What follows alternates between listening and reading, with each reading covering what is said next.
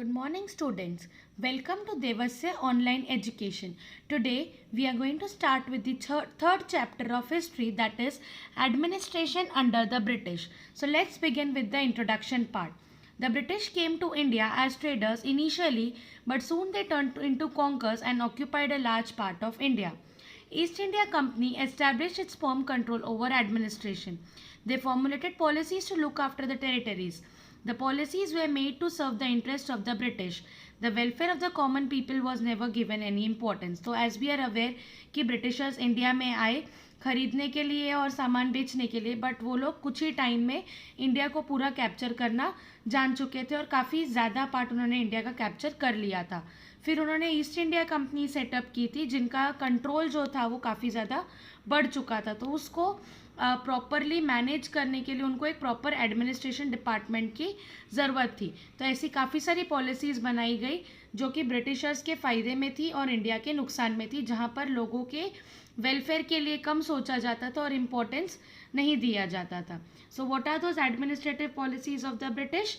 Let's start with the paragraph. Once the East India Company started annexing the territories in India, it realized that it would have to enforce a proper structure for administration. तो east India company यानी कि Britishers जानते थे कि जैसे जैसे उन्होंने India को कैप्चर करना स्टार्ट किया है, वो ये पहचान चुके थे कि अगर इंडिया इतना बड़ा कंट्री है तो उसे मैनेज करने के लिए एक प्रॉपर स्ट्रक्चर चाहिए, एक प्रॉपर एडमिन डिपार्टमेंट चाहिए. The victory in battle of Buxar led to a system of dual government in Bengal.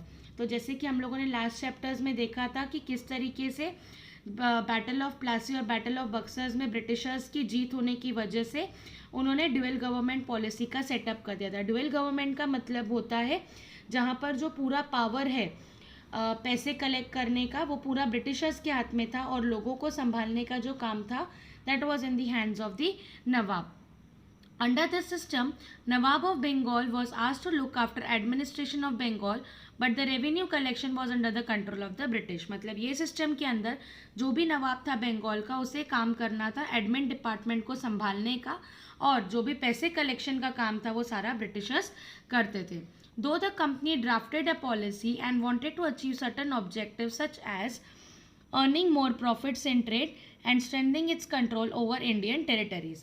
तो कंपनी को पता था कि अगर जो भी हम पॉलिसी बनाएंगे या जो भी हम पॉलिसी लिखेंगे उसमें दो ऑब्जेक्टिव होंगे. एक होगा ज़्यादा से ज़्यादा पैसा कमाना और दूसरा होगा कि जो भी इंडियन की स्टेट्स हैं या छोटी टेरिटरीज हैं उनका जो कंट्रोल है, उनका जो पावर है, उस पर हमारा ब्रिटिशर्स का राइट ज़्यादा होना चाहिए और इंडियन धीरे धीरे इंडिया से चले जाने चाहिए.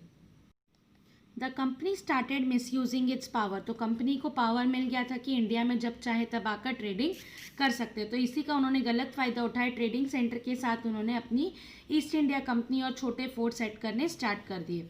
The company official took advantage of the position and started making private gains. तो कंपनी ने समझ लिया कि हम लोग इंडिया के सामान कम पैसों में खरीदेंगे और ज़्यादा पैसों में जाकर बेचेंगे, और इंडियंस का इस तरीके से फ़ायदा उठाना चालू कर दिया. दे मेड द फार्मर्स पे मोर रेवेन्यू. तो फार्मर से वो लोग ज़्यादा पेमेंट लेने लगे थे. जैसे तुमने लगान मूवी में देखा होगा कि किस तरीके से लैंड पर कुछ ग्रो नहीं हो रहा है तो भी वो लोग लगान की यानी कि टैक्स की डिमांड कर रहे हैं. Agriculture sector was affected. तो फार्मर्स का जो सेक्टर था दैट इज और एग्रीकल्चर सेक्टर वो बुरी तरीके से इफेक्ट हो चुका था. Craftsman were asked to sell their products at a cheap rate. तो जो भी क्राफ्टमैन थे, जो भी आर्टिस्ट थे, उनको अपने जो भी प्रोडक्ट्स थे वो कम दाम में बेचने का ऑर्डर्स आ गया. The official indulged in corrupt practices which slowly led the company into a financial crisis. तो officials ने करप्शन की प्रैक्टिस स्टार्ट कर दी जिसकी वजह से कंपनी के जो पावर्स थे और जो पैसे की कमी थी वो धीरे धीरे बढ़ती चली गई. East India company asked the British government to give a loan to face this crisis, but the government decided to take control of the affairs of the company and regulate its function. In this process, the first step was to pass the Regulating Act of 1773. तो जब भी England को पता चला कि हमारे जो officials हैं वो लोग चोरी करके पैसा खाए जा रहे हैं और ब्रिटिश में मतलब यानी कि इंग्लैंड में भेज नहीं रहे, तो जब उनको ऐसा लगने लगा कि अब पैसे की कमी हो गई है तो ब्रिटिशर्स ने अपनी गवर्नमेंट यानी कि इंग्लैंड गवर्नमेंट से पैसे की डिमांड की.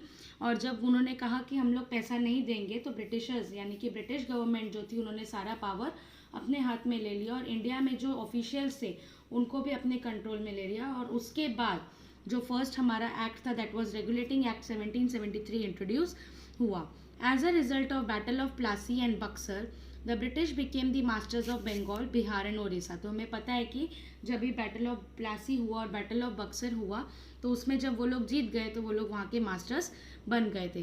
But the act reduce the powers of the company, क्योंकि कंपनी अपने पावर्स का गलत यूज़ कर रही थी तो उनका जो पावर्स था वो अपने आप कम होने लगा. बिकॉज उनकी जो गवर्नमेंट थी, जो ब्रिटेन की गवर्नमेंट थी जिन्होंने ब्रिटिशर्स को इंडिया में भेजा था ट्रेडिंग के लिए, उन्हें मालूम चल गया था कि यहाँ के जो हमारे जो ब्रिटिशर्स है वो इंडिया में जाकर चोरी चकारी लूट वगैरह कर रहे हैं, तो उनका जो पावर था ब्रिटिशर्स का वो इंडिया में कम हो गया. The governor general of Bengal was made the governor general of all territories in India. तो जो भी गवर्नर जनरल था बंगाल का, उसे जितनी भी टेरिटरीज थी उनका गवर्नर जनरल बना दिया गया. He was help by 4-member council which was form to assist him. तो उसके साथ 4 मेंबर्स और थे जो उसकी हेल्प करेंगे. The act propose to set up a supreme court at Calcutta in order to check the corrupt practices of the official. तो इस एक्ट के अकॉर्डिंग सुप्रीम कोर्ट बनाया गया कैलकाटा में कि जो भी करप्शन हो रही है ऑफिशियल्स की वो चेक करने के लिए कि वो लोग ये कर रहे हैं या क्राइम्स हो रहे हैं या नहीं हो रहे हैं. All officials were asked to surrender details of the properties earn. तो जो भी ऑफिशियल्स थे ब्रिटिशर्स, उनको ये बोला गया बाय द सुप्रीम कोर्ट कि जो भी तुम्हारी प्रॉपर्टीज़ हैं, जो भी तुमने अर्न किया इतने साल में, वो सारी चीज़ें, सारे डॉक्यूमेंट सबमिट करो. They were asked to place all documents of civil, military and revenue affairs of the company before the British government. मतलब ईस्ट इंडिया कंपनी ने जो भी कमाया, जो भी उनके डॉक्यूमेंट्स थे, उनका मिलिट्री, उनके रेवेन्यू, उनके पैसे कहाँ से आ रहे थे, वो सारी चीज़ें ब्रिटिश गवर्नमेंट ने उनसे मांगी. The act failed because the power of governor general and the council were not clearly mentioned.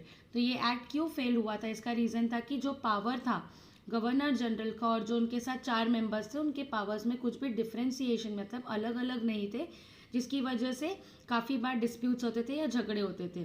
Supreme court did not know whether it had to follow the British और Indian law.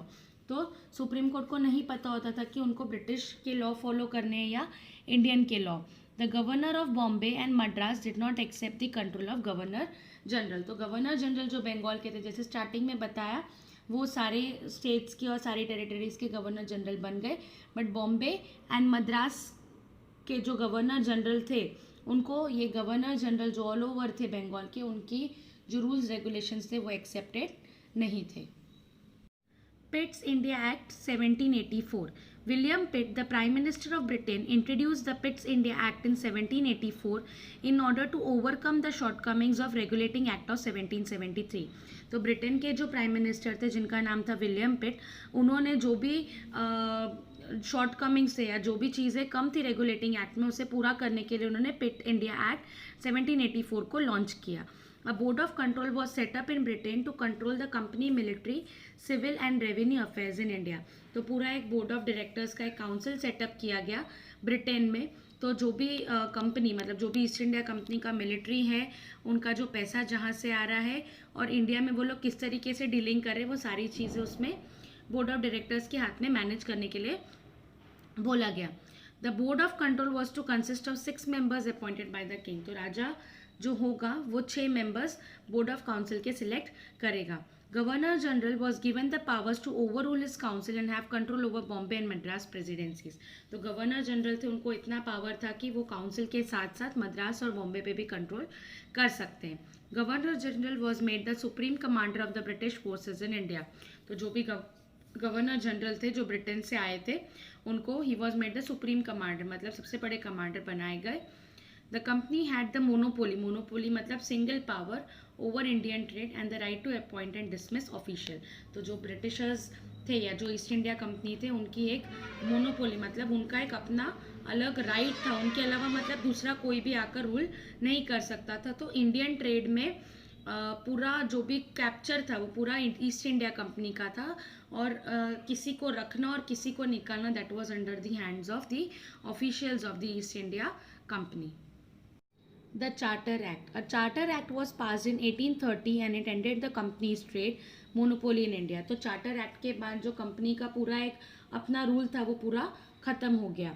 However, trade in tea still remained in the monopoly of the company. तो जो चाय की trading थी, चाय को जो buying and selling था, that was under still in the hands of the East India company. In 1833, another Charter Act was passed which made the company discontinue its commercial activities in India. तो 1813 में उन्होंने सारा trading जो था वो बंद कर दिया, सिर्फ चाय का ही ट्रेडिंग होता था.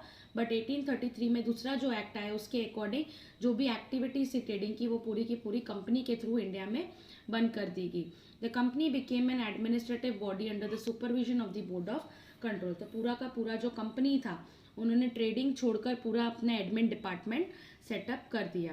Company administration was carried out by 4 agencies. 4 agencies Britain की थी जो पूरे इंडिया को मैनेज करती थी. एक थी सिविल सर्विस वाली जो पूरा एडमिन काम मतलब जो भी पैसे का लेन देन था वो देखती थी. आर्मी जो पूरे टेरिटरीज को प्रोटेक्ट करती थी. पुलिस जो पीस मेंटेन करती थी कंट्री के अंदर. और जुडिशरी जो कि जस्टिस और सिविल सर्विस के साथ काम करती थी. The next part of the chapter will continue in the next lecture.